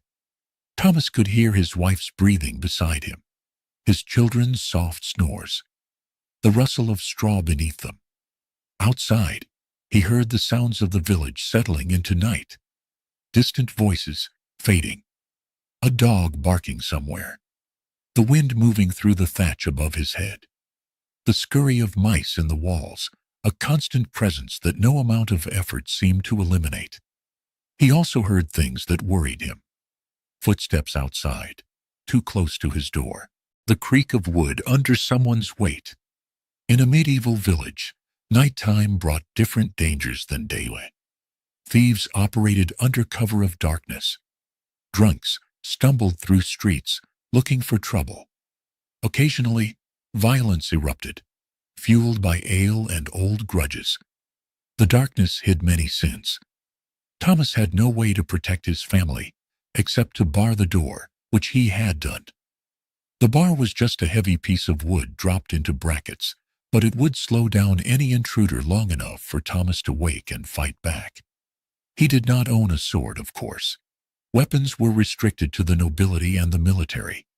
But he had a thick wooden staff leaning in the corner, and in a close-quarters fight inside a dark house, a staff could be effective enough. But tonight, the footsteps passed by. The sounds faded. Thomas began to relax slightly, though true relaxation was difficult. Even on quiet nights, the fear lingered. The knowledge that you were helpless in the darkness, unable to see threats coming, unable to light a fire or a candle without breaking the law and risking punishment. As Thomas finally drifted toward sleep, he thought about the nobles on the hill. In their stone manor house, they certainly had fires burning, candles lit, warmth and light extending through the night. The curfew law applied to them in theory, but in practice, who would enforce it? Who would dare to fine the local lord for keeping his hearth burning? The law was designed to protect the village, yes, but it was designed and enforced in ways that always, somehow, ended up being more restrictive and more punishing for those at the bottom. This thought was neither bitter nor surprising to Thomas. It was seemingly as true as the stones in the fields or the cold in winter. The world was not fair. It had never been fair. And wishing it were different was as pointless as wishing for winks. So Thomas stopped wishing and allowed sleep to finally claim him. There in the absolute darkness, wrapped in scratchy wool, ready to wake in a few hours and begin the entire cycle again. The next morning arrived with the same routine. Darkness, waking, dressing, working. But there was a difference today. When Thomas sat down for his evening meal that night, after another long day of carding wool until his hands ached, Margaret served him something he had been anticipating with a mixture of eagerness and resignation. Fish. Dried, salted fish that had been soaking in water all day to try to remove some of the salt and soften the leathery flesh. It was Friday, which meant it was a fast day, which meant no meat.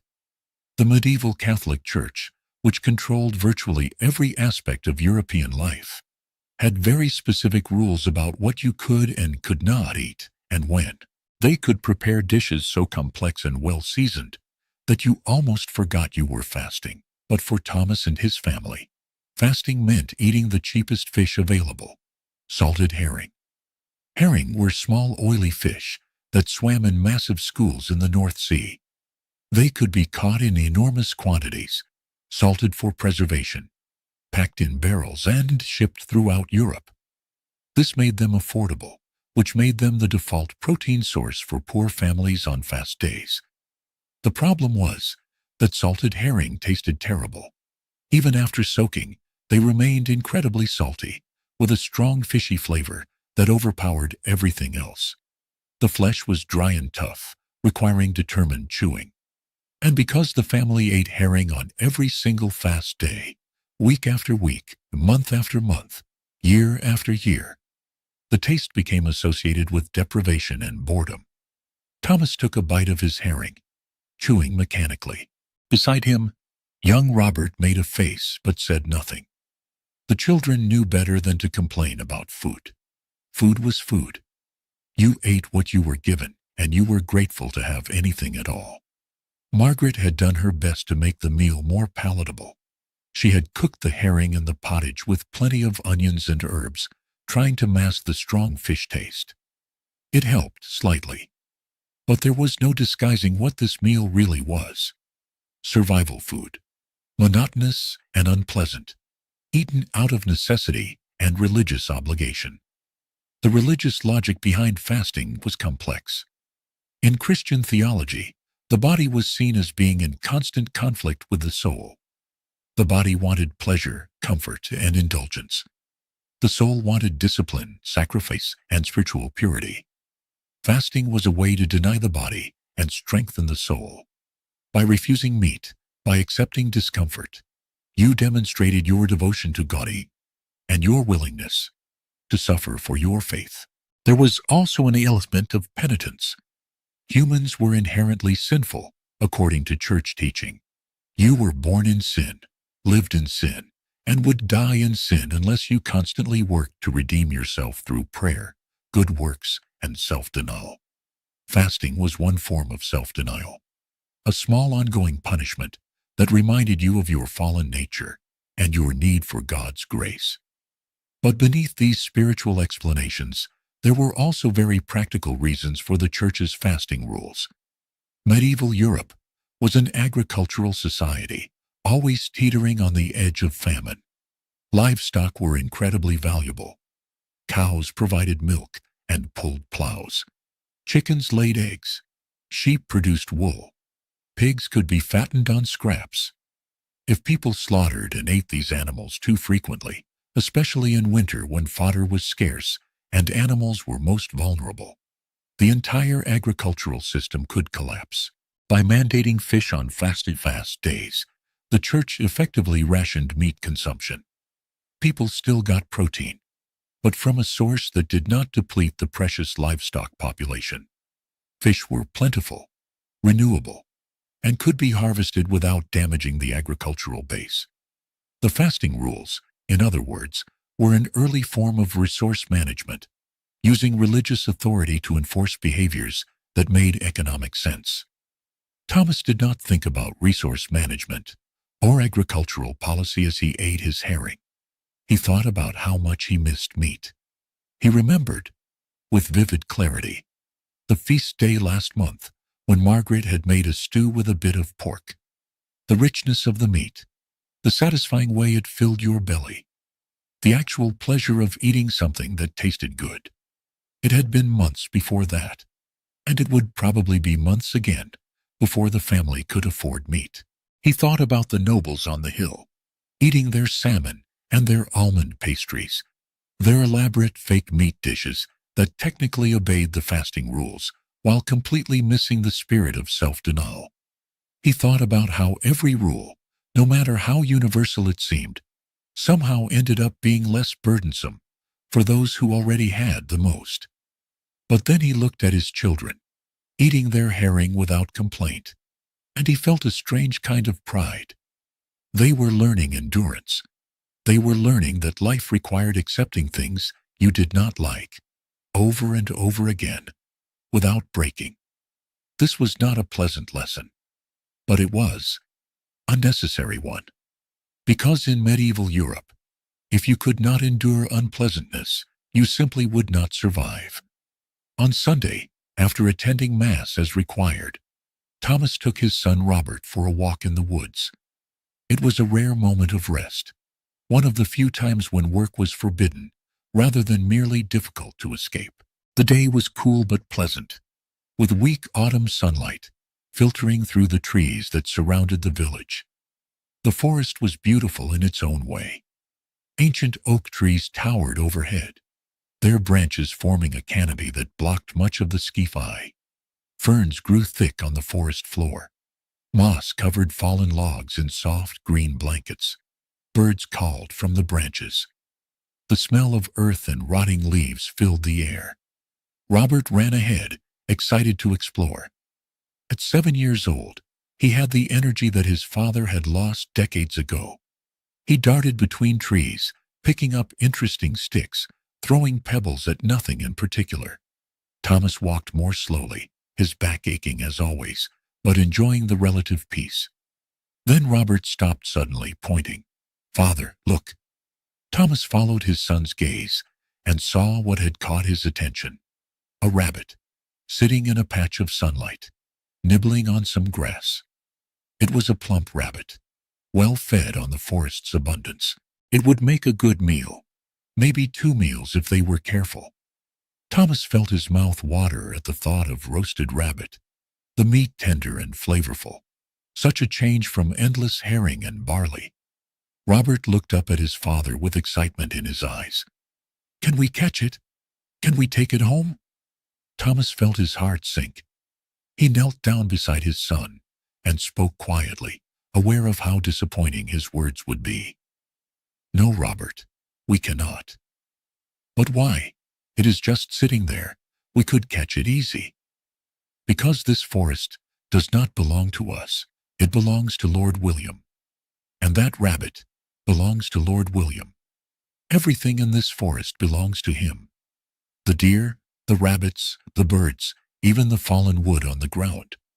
None of it is ours." Robert frowned, trying to understand. "But how can Lord William own a rabbit? He is not even here. The rabbit is just here."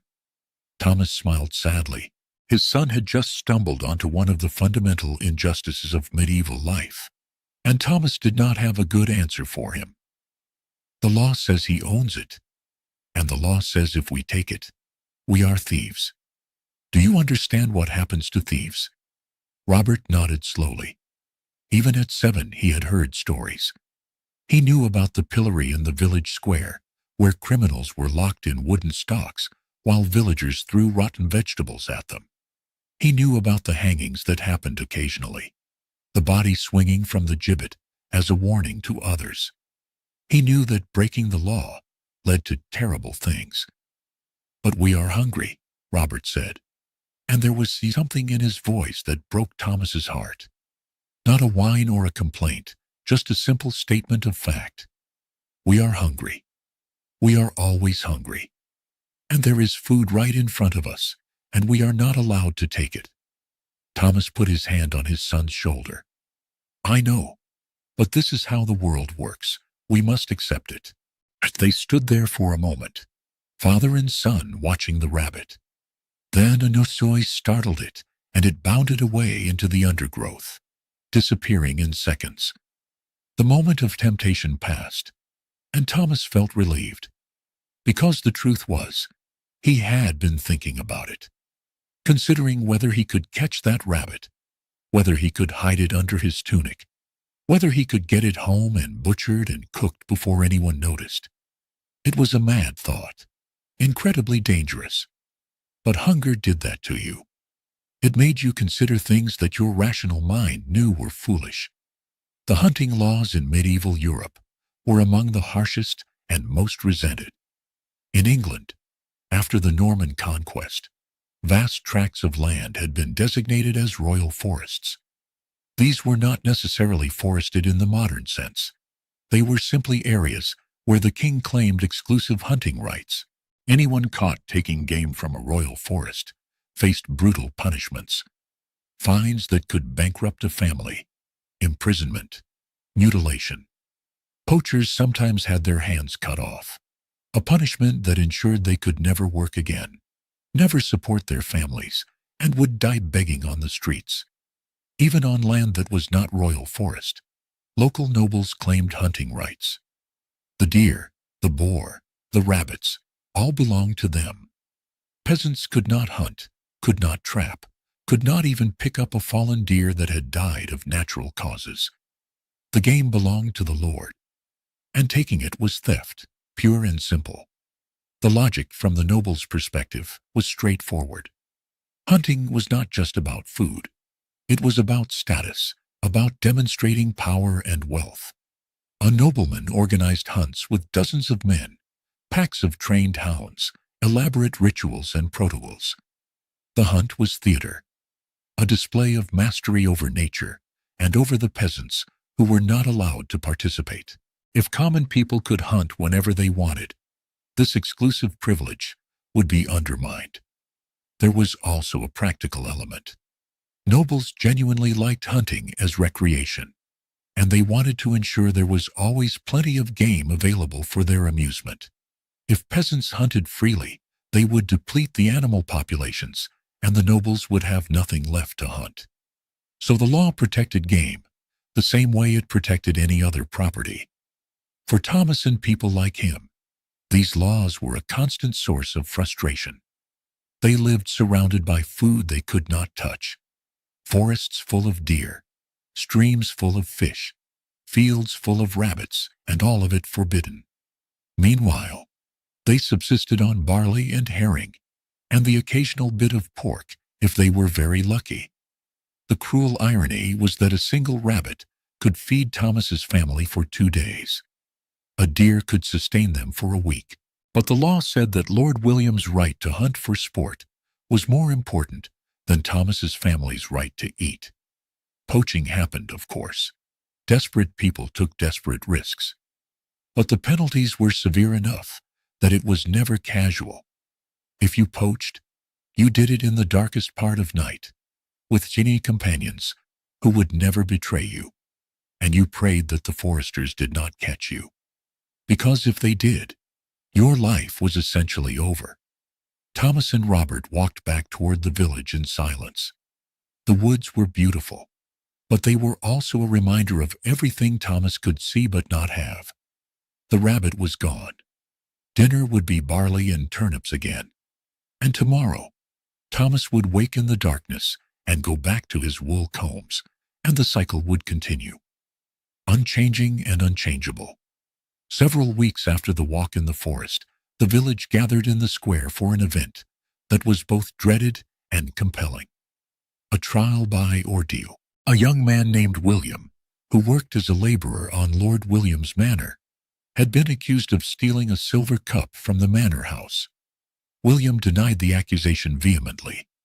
He swore on the Bible and on the bones of St. Peter that he was innocent. But the steward who managed the manor insisted the cup had been in the pantry, and now it was gone, and William had been seen near the pantry that day. Since there were no witnesses to the actual theft, and since William continued to protest his innocence, it was decided that God would determine the truth through trial by ordeal. Specifically, trial by hot iron. The entire village was expected to attend. These public ordeals served as both justice and entertainment, and more importantly, as a reminder of what happened when you were accused of a crime. Thomas stood with his family near the back of the crowd, Robert clutching his hand nervously. Emma pressed against her mother's side. The priest stood near the church door, where a brazier had been set up and a fire burned hot and bright. In the fire sat an iron bar, heating until it glowed red. The priest wore his full vestments and held a Bible. This was a religious ceremony as much as a legal one. God would be the judge. God would reveal the truth. William stood nearby, flanked by 2 of Lord William's guards. He looked terrified, as well he should. He was a young man, perhaps 20 years old, thin and pale. He kept glancing at the glowing iron, and then looking away, his face twitching with fear. The priest began the ceremony with prayers in Latin. Most of the crowd did not understand the words, but they knew the general meaning. God was being asked to reveal truth, to protect the innocent, to punish the guilty. The priest blessed the iron, sprinkling it with holy water that hissed and steamed on the hot metal.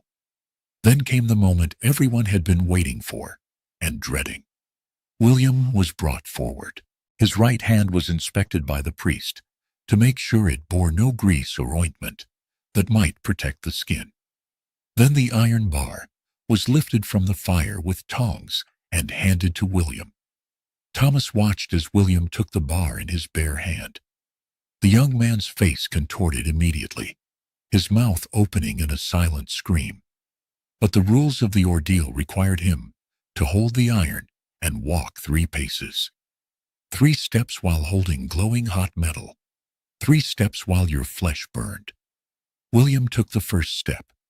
His hand was already blistering, the skin turning white and then black.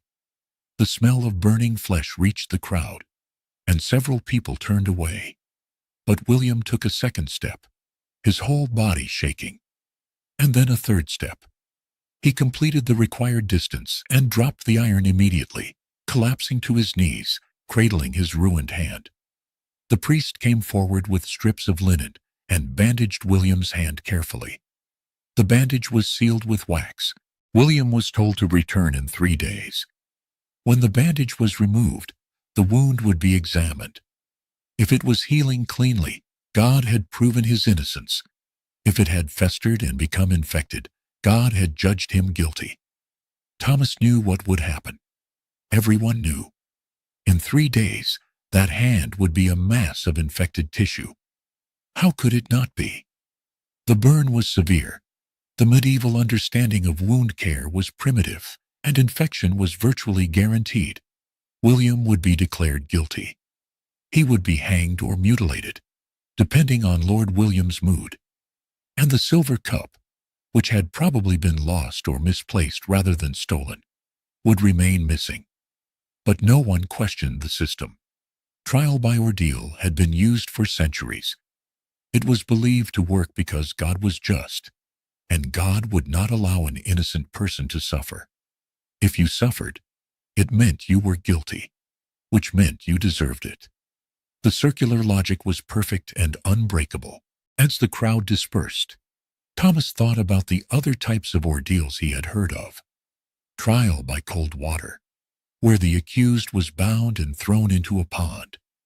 If you sank, you were innocent, because pure water would accept you. If you floated, you were guilty, because water rejected sinners.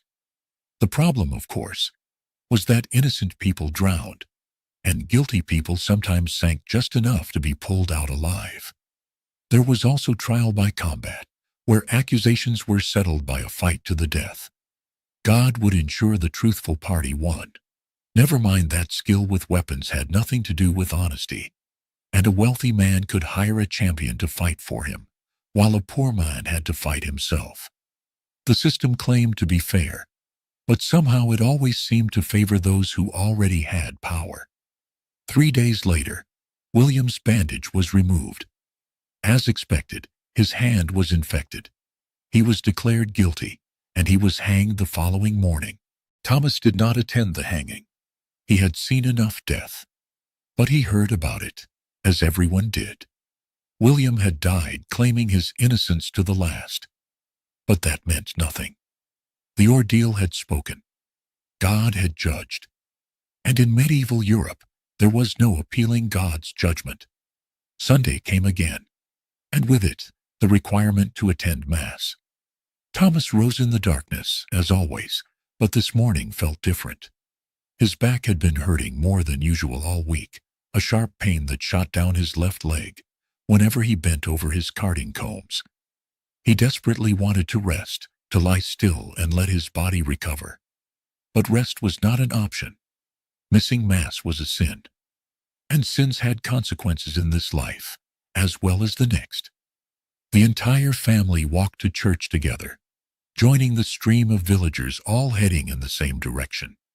The church was the largest building in the village, built of stone when everything else was wood and thatch. It had taken generations to build, with each generation of villagers contributing their labor and their meager coins to the endless construction. The result was impressive, especially in the morning light, with its tall tower and arched doorways. Inside, the church was cold and dim. Only the wealthy had pews. Common people stood throughout the service, packed together in the nave, trying to stay warm through sheer body heat. The smell was overwhelming. Unwashed bodies, damp wool, the lingering scent of incense from previous services. But everyone endured it. You did not complain about church. You certainly did not leave early. The priest celebrated Mass in Latin, a language Thomas did not speak, or understand. The words washed over him, meaningless but familiar. He knew the general shape of the service by now, knew when to kneel, when to stand, when to cross himself. He went through the motions automatically, while his mind wandered, and his back ached, and his stomach grumbled. The sermon, delivered in English, so the congregation could understand it, was about sin and redemption. The priest spoke about hellfire, awaiting those who strayed from God's path. He described the torments of the damned in vivid detail, burning forever, but never consumed, crying out for mercy that would never come, suffering eternally for sins committed in a brief lifetime. It was meant to inspire fear and obedience. It mostly inspired numbness. Thomas had heard variations of this sermon his entire life. After Mass, the requirement to rest began. Sunday was the Sabbath, the Lord's Day, and work was forbidden. This sounded nice in theory. A whole day of rest every week, mandated by religious law, protecting workers from being exploited 7 days without pause. In practice, it was more complicated. For Thomas, Sunday meant he earned no money. He was paid by the piece for his wool carding, and if he produced nothing, he earned nothing. So every Sunday represented a loss, a day when his family's precarious finances became slightly more precarious. He could not afford to take the day off, but he had no choice. Moreover, the definition of work was unclear. Cooking was necessary, so women were allowed to cook on Sunday, though they were encouraged to keep it simple. Tending to animals was necessary, so shepherds and cowherders still had to work. Putting out fires was necessary, so if your house caught fire on Sunday, you were allowed to try to save it. But anything that looked like regular labor was forbidden and punishable. Thomas spent his Sunday afternoon sitting outside his house, trying to rest despite the pain in his back. Margaret mended clothes, which was technically work, but was generally overlooked, because women's work was always somewhat invisible to the law. The children played in the dirt, making little figures out of mud. It should have been peaceful. This was the one day when Thomas did not have to card wool until his hands cramped, when he could simply exist without constant labor. But he found it hard to relax. His mind kept circling back to all the things that needed doing. The leak in the roof that was getting worse. The firewood that needed chopping before winter truly set in. The debt they owed to Master Edmund. For the last time Thomas had been too sick to work, and Edmund had advanced him some coins. As the sun began to set, Thomas felt the day slipping away. A whole day where nothing had been accomplished, nothing earned, nothing improved. Tomorrow he would wake in the darkness and return to his carding combs, and he would be exactly where he was yesterday, except 1 day older and 1 day closer to being unable to work at all. The Sabbath was supposed to be a blessing, a gift from God, and perhaps for the wealthy, with their comfortable homes and their financial security, it was. But for Thomas, it felt more like another restriction, another rule that claimed to help everyone, but somehow ended up being more burden than benefit for those who could least afford it. Still, he did not complain. Complaining changed nothing. The law was the law. God's day was God's day. And Thomas, as always, would endure. Years passed this way. Thomas woke in darkness, worked until his body screamed in protest, ate meager meals on fast days, watched the curfew bell plunge his world into darkness, observed the Sabbath when he could barely afford to rest, and avoided forests full of food he was not allowed to touch. The rules governed every aspect of his life, visible and invisible. A web of restrictions that seemed designed to keep him exactly where he was. When Thomas was 40, his body began to fail more noticeably. The cough that had been with him for years grew worse. He could no longer cough anything up, just hacked painfully until his ribs hurt. His back was worse too, the pain now constant rather than occasional. His hands developed a tremor that made the precise work of carding more difficult. Master Edmund noticed, of course. "Your output is dropping," he said one day, not uncannily, but not sympathetically either. "If you cannot maintain the standard, I will need to find someone else." Thomas knew what that meant. Without his work, his family would starve. There was no safety net, no system of support for people who could not work. You worked until you died, or you died because you could not work. Those were the only options. He pushed himself harder, ignoring the pain, ignoring the tremor in his hands, ignoring the spots that sometimes danced at the edges of his vision. He carded wool. He earned his coins. He kept his family fed, barely. Margaret grew thinner.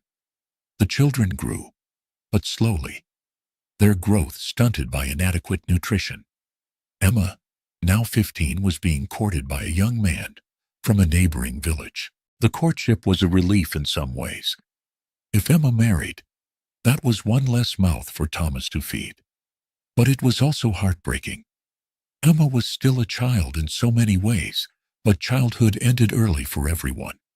She would marry, have children of her own, and repeat this same cycle of poverty and struggle. There was no way out. Robert, at 13, was already working full-time, hired by Master Edmund to help with loading carts. The work was hard, but Robert was young and strong. He could do things Thomas no longer could. Sometimes Thomas caught Robert looking at him with something like pity, and it hurt worse than any physical pain. One evening, as the family sat around their covered hearth in the mandated darkness, Thomas spoke quietly to his wife. "I have been thinking about the rules." Margaret looked at him, her face barely visible in the dimness. "What about them?" "All my life, I have followed every rule. I wore the right clothes. I observed the curfew. I fasted on fast days. I rested on the Sabbath. I never poached, never stole, never broke the law.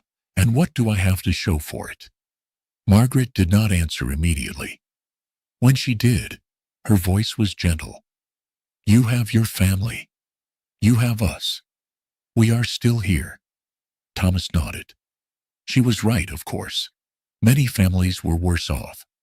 Many children did not survive past 5. Many men died much younger than 40. By the standards of medieval Europe, Thomas had been relatively fortunate. But fortune was relative. And tonight, sitting in the darkness, his body aching, his lungs struggling, knowing that tomorrow would bring more of the same, and the day after that, and every day, until his body finally gave out, Thomas allowed himself a moment of bitterness. The rules had not protected him. They had merely controlled him, kept him in his place, ensured he stayed at the bottom, where he had started. And yet, strangely, he understood them now in a way he had not as a young man. The sumptuary laws kept social order visible. The curfew prevented fires that would kill entire families. The fasting rules stretched limited food supplies. The hunting laws protected resources, even if unfairly. The ordeals tried to find justice in a world without evidence. The Sabbath forced rest that bodies desperately needed. The rules were not designed to help Thomas specifically. They were designed to help society function, to keep the whole system running, even if that meant individuals suffered. It was not fair. It was not kind. But in a harsh world with limited resources and constant threats, the rules created a structure that allowed most people to survive most of the time. And survival, Thomas had learned, was all you could really hope for. As Thomas drifted toward sleep that night, still in his scratchy wool tunic, still in his dark house, still at the bottom of a hierarchy he could never escape, he felt something like acceptance, not happiness, not contentment. These rules were religious in nature, designed to encourage spiritual discipline and remind Christians of their duty to God. But they also had very practical effects on daily life, especially for people like Thomas, who could barely afford to eat at all. Friday was always a fast day, in commemoration of Christ's crucifixion on Good Friday. No meat could be eaten. Additionally, the entire 40 days of Lent before Easter were fasting periods. So were the 4 weeks of Advent before Christmas. So were the vigils before major feast days. So were Wednesdays in some regions. When you added it all up, you were looking at roughly 150 days per year when eating meat was forbidden. For the wealthy, this was more of an inconvenience than a hardship. They had access to expensive fish like salmon and sturgeon. They could afford elaborate dishes made with almond milk, a luxury substitute for dairy. They could eat fish eggs, considered a delicacy, just acceptance. This was his life. These were his rules. And tomorrow, he would wake and follow them again. Because that was what you did. You endured. And if you were very lucky, you found small moments of warmth and love and meaning within the endless structure of restrictions. The medieval world was not kind to people like Thomas, but it was the only world he had. And so he lived in it, by its rules, until the day he no longer could. And when that day came, years later, he died as he had lived. Quietly, unremarkably. One more peasant in scratchy wool, forgotten by history except as part of the anonymous masses who made medieval society possible, through their endurance and their labor, and their willingness to accept rules that others designed. The laws themselves would eventually change. Society would transform. The medieval world would give way to new systems, new injustice, new forms of control. But on the night we leave Thomas, sleeping in the darkness of his humble dwelling, those changes were unimaginable. There was only now, only the rules as they existed, only the next day of work, and the next, stretching endlessly forward, like the furrows in a plowed field, all leading in the same direction, all requiring the same exhausting effort. And in thousands of villages across Europe, thousands of other people just like Thomas were sleeping too, wrapped in their rough wool, waiting for tomorrow's darkness to lighten into another day of following rules they did not make and could not change. This was medieval life for most people, not adventures or romance or glory, just rules and work and the stubborn determination to survive despite everything. Good evening.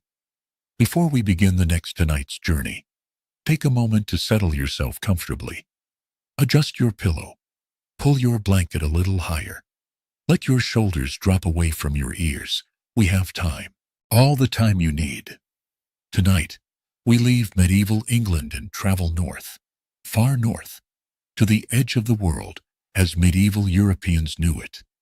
We are going to Greenland, that massive island of ice and rock that sits between Iceland and the Americas. And we are going to meet the man who convinced hundreds of people to follow him there, to a place so harsh that even thinking about it now in our heated homes makes us shiver. His name was Erik Thorvaldsson, but history remembers him as Erik the Red, probably for the color of his hair and beard, though some say it described his temperament too. He was born in Norway around the year 950, in a time when the Viking Age was still in full swing. His father, Thorvald Asvaldsson, had gotten into trouble in Norway. The sagas tell us he was involved in some killings, which was not unusual for the time, but still required consequences. The consequence was exile. Thorvald took his family and left Norway for Iceland. Iceland itself was relatively new to Viking settlement. The first permanent settlers had arrived only about 70 years earlier, and the island was still being divided up among ambitious chieftains and farmers. Land was available, which was the whole point. In Norway, all the good land was taken, held by families who had owned it for generations. But in Iceland, if you were willing to work hard and endure the harsh climate, you could claim your own farm, be your own master. Thorvald settled his family in northwestern Iceland, in a region that was already getting crowded by Icelandic standards. Young Eric grew up there, learning to farm, to sail, to fight, and to navigate the complex social rules that governed Viking society. He married a woman named Theodild. They had children. They tried to make a life. But Eric had inherited more than just his father's red hair. He had inherited his father's temperament too. Viking society, for all its emphasis on honor and law, was also incredibly violent. Feuds were common. Disputes over property, livestock, or insults could escalate quickly into bloodshed. And once blood was spilled, the dead man's family was obligated to seek revenge, which led to more killing, which led to more revenge, in cycles that could last for generations. Eric got into one of these disputes. The details are murky, as they often are in the sagas, but what we know is this. Eric lent some property to a neighbor. The neighbor refused to return it. Harsh words were exchanged. The situation escalated. Eric killed the neighbor and at least one other man. In Viking Iceland, killing was not automatically punished by death. Instead, there was a complex legal system. Cases were heard at the Althing, the annual assembly where Iceland's chieftains gathered to settle disputes and make laws. The accused could present his case, call witnesses, and argue that the killing was justified. Eric presented his case. The assembly listened, and they decided 3 years of outlawry. Eric was to be banished from Iceland for 3 years. He could not own property, could not trade, could not be given shelter or aid. If someone killed him during his exile, it was not murder. He was outside the law's protection, literally an outlaw. This was around the year 982. Eric was in his 30s, with a wife and children who would have to manage without him. He needed to go somewhere for 3 years, somewhere beyond Iceland's reach. But where? Iceland was already the edge of the known world. To the south and east lay the sea route back to Norway. But returning to Norway was not an option. His father's exile had come from there, and Eric's own reputation would not help. To the west lay only ocean, or so everyone thought. Except that was not quite true. Sailors blown off course had glimpsed land to the west. They spoke of a coastline of mountains and glaciers appearing through the fog and then vanishing again. No one had explored it. No one had tried to settle there. It was just a rumor, a story told in halls during the long winter nights. Eric decided to find out if the rumor was true. He prepared a ship, gathered a small crew of men who were willing to risk the journey, and in the summer of 982, he sailed west into the unknown.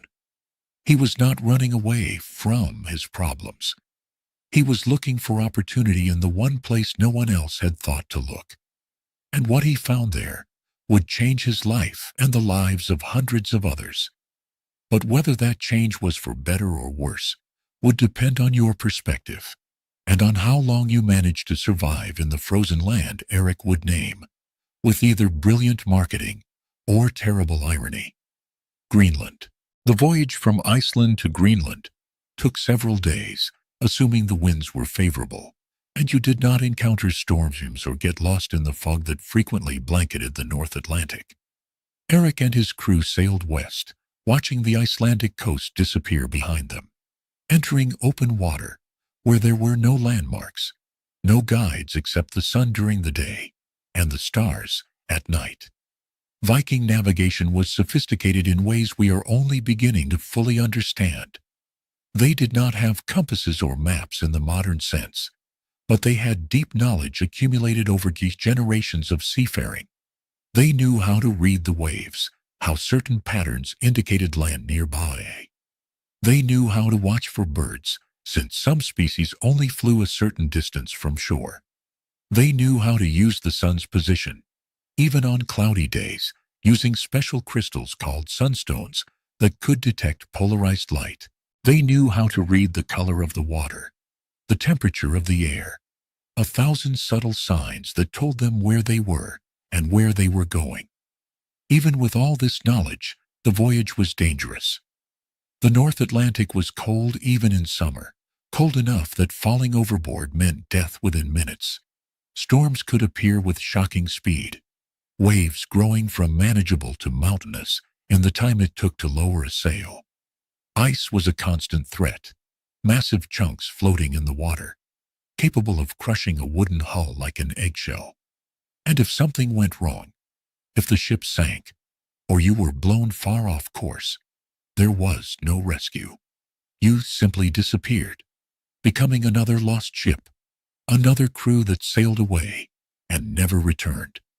But Eric's luck held, and after several days of sailing, land appeared on the horizon. First just a dark line, then gradually resolving into mountains, jagged peaks topped with snow even in the middle of summer. As they drew closer, they saw glaciers, rivers of ice flowing down from the heights toward the sea. They saw the coast, rocky and forbidding, with cliffs rising straight up from the water. It did not look welcoming. It looked like the kind of place where only a desperate or crazy man would try to land. Eric was probably both desperate and a little crazy. He sailed along the coast, looking for a suitable landing place. Eventually, he found what he was looking for. A fjord, a long, narrow inlet carved by ancient glaciers, with steep sides that offered some protection from the worst winds. He sailed into the fjord, going deeper and deeper into the land, and eventually found a beach where he could bring his ship ashore. When Eric and his men stepped onto Greenland for the first time, they found a landscape unlike anything in Iceland. Iceland was harsh, certainly, with its volcanic soil and long winters. But it had vegetation, grass for grazing, some small trees. Greenland had less, much less. The interior was ice, an ice sheet so vast it seemed to stretch forever. But along the coast, in the fjords, there were narrow strips of land where grass grew during the brief summer. There were no trees, just low shrubs. There were no cultivated fields, no signs that humans had ever lived here. It was empty, pristine, and brutally harsh. But Eric saw possibility. The grass meant sheep could graze. The fjords offered protection from storms and access to the sea for fishing and hunting.